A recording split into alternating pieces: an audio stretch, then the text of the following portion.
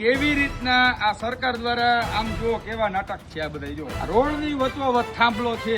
હવે આમાં રોડ બની ગયા પછી કોઈ માણસો ગાડી લઈને આવતું હોય, હોન્ડા લઈને આવતું હોય, ફોર વ્હીલર લઈને આવતું હોય, એમાં ભટકાઈને મરી જવાનું. હાવ આવી રીતના હરામખોરો તમારે આવી રીતના હોય, કાઢવાનું ભરવાનું આ બધું શું આવી રીતના જામનગર મહાનગરપાલિકાનું તંત્ર હાલે છે. આ મેયર ને સ્ટેન્ડિંગ કમિટીના ચેરમેન એ બધા ભૂત થઈ ગયા છે. રાજ્યમાં સ્થાનિક સ્વરાજ્યની ચૂંટણી નજીક આવી રહી છે એટલે તંત્રથી માંડીને નેતાઓને તમામને પોતાના અટકેલા જે કામ છે એ યાદ આવી જશે કે મારે જનતાના આ કામ કરવાના બાકી છે અને તાત્કાલિક રોડ બનવા લાગશે, રસ્તા બનવા લાગશે, ગટરની પાઇપલાઇનો જે બગડી ગઈ હશે એ સરખી થવા લાગશે, પાણીની પાઇપલાઇનો સરખી થવા લાગશે, સ્ટ્રીટ લાઇટ સરખી થવા લાગશે, કારણ કે હવે ટૂંક સમયમાં સ્થાનિક સ્વરાજ્યની ચૂંટણી આવવાની છે.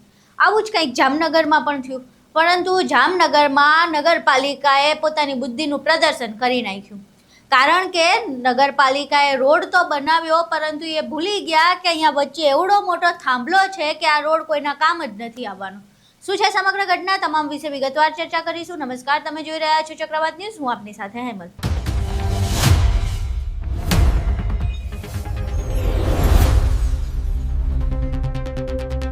જામનગરમાંથી એક વિડીયો સામે આવ્યો છે જ્યાં એક નગરપાલિકા દ્વારા એક એવો રોડ બનાવવામાં આવ્યો છે જેનો કોઈ ઉપયોગ જ નથી કરી શકવાનું. કેમ? કારણ કે રસ્તાની વચ્ચોવચ એક એવડો મોટો થાંભલો છે કે એક ફોર વ્હીલર પણ ત્યાંથી પસાર થઈ શકે એમ નથી. ત્યાંના રહેવાસીઓએ આ વિશે વિડીયો બનાવ્યો છે અને તંત્રની જે આ ભૂલ છે તેને ઉઘાડી પાડી છે અને જે તંત્રએ પોતાનું બુદ્ધિનું પ્રદર્શન કર્યું છે તેને જાહેર કર્યું છે. પહેલા એ વિડીયો જોઈએ જેમાં તંત્રએ પોતાનું બુદ્ધિનું પ્રદર્શન કર્યું છે અને થાંભલાની વચ્ચોવચથી રોડ પસાર કરી દીધો છે. જય માતાજી, જય શ્રી મહાકાલ સેના જામનગર જયદીપસિંહ ઝાલા.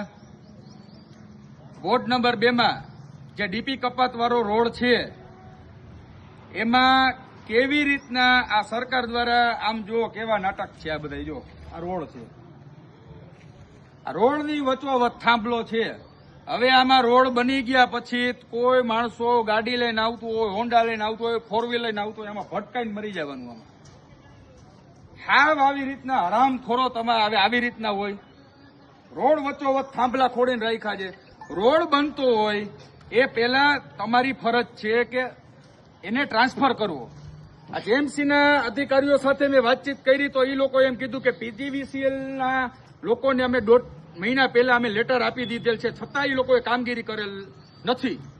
આ એક થાંભલો નથી, એક આગળ થાંભલો છે, એક આમ થાંભલો છે, એવા કેટલાય થાંભલા છે જ્યાં રોડ વચોવચ છે. હવે પછી વળી પાછું આ લોકો પીજીવીસીએલ વાળા આ રોડ ખોદશે, વળી થાંભલો કાઢશે, વળી બીજે ક્યાંક નાખશે, એટલે વળી પાછો રોડ આ ખોદેલો રોડ વળી પાછો ને રિપેરિંગ કરવાનું. આ નવા રોડ બનાવીને ખોદવાનું, કાઢવાનું, ભરવાનું આ બધું શું આવી રીતના જામનગર મહાનગરપાલિકાનું તંત્ર હાલે છે? આ રીતના આ સરકાર હાલે છે? આવી રીતના ભ્રષ્ટાચાર કરો છો? આ તમારા નાટકો બંધ કરો અને વ્યવસ્થિત ધ્યાન દો. આ ચૂંટણીઓ આવે છે એટલે જલ્દીથી જલ્દી તમારે રોડ બનાવી દેવા છે, પબ્લિકના મત લેવા છે, બધું કરવું છે. આવા હરામખોરો નાટક કરો છો સાલાવ. આ વ્યવસ્થિત તમે કામગીરી પૂર્ણ કરો, પેલા થાંભલો ખસેડો અને પછી રોડના કામ ચાલુ કરો. આ જામનગરના તો ઓલા બધા ભૂતપૂર્વ થઈ ગયા, બધા આ મેયર ને સ્ટેન્ડિંગ કમિટીના ચેરમેન એ બધા ભૂત થઈ ગયા હવે. એટલે હવે આમાં કોને કેવું, ધારાસભ્ય ધ્યાન દે, આપણા જામનગરના સાંસદ ધ્યાન દે, કેમ કે બધા કોર્પોરેટર, મેયર, સ્ટેન્ડિંગ કમિટીના ચેરમેન એ બધા તો રજા ઉપર ઉતરી ગયા છે હવે. એટલે તમે બધા ધ્યાન દો. આ મ્યુનિસિપલ કમિશનર સાહેબ તમે ધ્યાન દો. આ બધું જોવો કેવા નાટક હાલે જાય જામનગરમાં. જય માતાજી. અહીં તમે વિડીયો જોયો જેમાં તંત્રએ એવું બુદ્ધિનું પ્રદર્શન કર્યું છે કે વાત જ ના પૂછો. હવે ખબર નથી પડી રહી કે આ જે પિલર વચ્ચોવચ છે, જે થાંભલો છે, એમાંથી આજુબાજુમાંથી ગાડીઓ નીકળશે કઈ રીતે? કારણ કે નીકળશે તો જે 2 વ્હીલર છે, બાઇક કે મોપેડ નીકળી શકશે, પરંતુ 4 વ્હીલર આ રોડથી તો નીકળી શકે એમ છે નહીં. હવે પ્રશ્ન થઈ રહ્યો છે કે ચૂંટણી આવે એટલે શું જનતાના પૈસા આડેધડ વાપરવાના? કોઈક તો બુદ્ધિ નામની વસ્તુ હોય કે નહીં, કે તમે લોકો આ ક્યાં ખર્ચો કરી રહ્યા છો?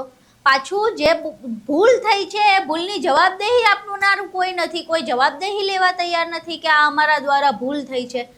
એટલે ચૂંટણી આવે એ પ્રમાણે જે પૈસા વપરાય, નવું નવી વસ્તુઓ બનવા લાગે, પરંતુ આવી રીતે બનવા લાગે કે જનતાના પૈસાનું હાવ પાણી થઈ જાય. વિડીયો જોયા બાદ તમારું આ સમગ્ર મામલે શું માનવું છે? તમારા મંતવ્યો અમને કોમેન્ટ બોક્સમાં જરૂર જણાવજો. જો વિડીયો પસંદ આવ્યો હોય તો વિડીયોને લાઇક કરજો, શેર કરજો અને ચેનલને સબસ્ક્રાઇબ કરવાનું ભૂલશો નહીં. નમસ્કાર.